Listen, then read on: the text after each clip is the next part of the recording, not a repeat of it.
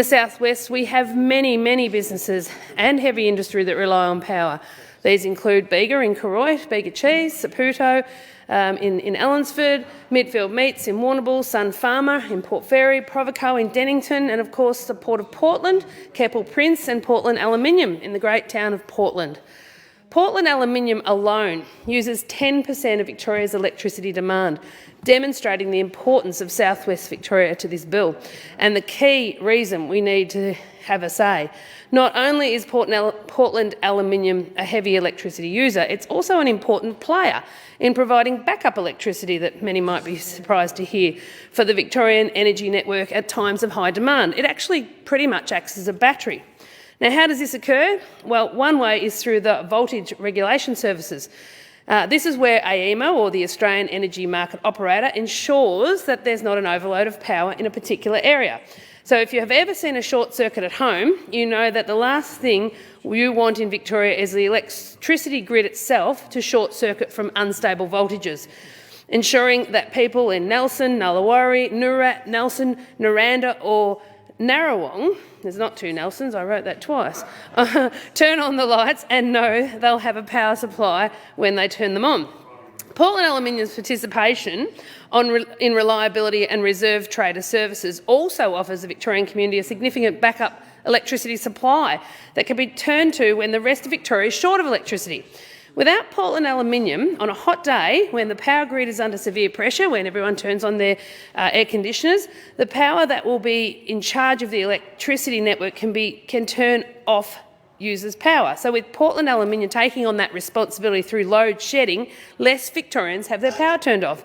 So it plays an incredibly important part in assisting the grid to manage the supply and demand. And we know from 2016 that many of those opposite in the Labor Party wanted to shut down Portland Aluminium. And don't get me started on the Greens.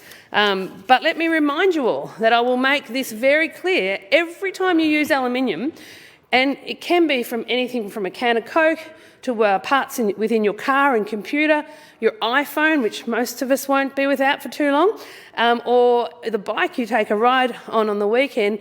Aluminium is critical to every part of our daily lives, to many parts actually of our daily lives. So if we get rid of Portland Aluminium and have a lack of reliable electricity in Victoria, we will see an end to Portland Aluminium. And where will we get our products from then? Overseas? Really? Overseas, where the environmental regulations are much lower, the labour standards are much worse and the rates of pollution are much higher. Every time Labor government seeks to shut down an existing baseload power plant, it puts more pressure on the grid, and access to power is so critically important to our businesses. I want to bring to your attention another amazing person from South West Coast, a terrific guy from Tirrandarra, has been campaigning for three-phase power in Tirrandarra region for many years now. This small upgrade to the power network would significantly improve accessibility of power to the Tirrandarra residents, who are let down by insufficient power that this bill is hoping to avoid. These residents of Tirrandarra, including Bruce, are prevented from upgrading their dairies and their other businesses to have a decent energy supply to provide milk products that so many of you rely on, or the engineer in that part of the world that's trying to produce work. They don't just turn up at the supermarkets after all. These products like milk, and reliable, consistent power is critical to ensuring that they are able to be produced. So once again, we see a government that forgets, or dare I say, doesn't care about regional Victoria.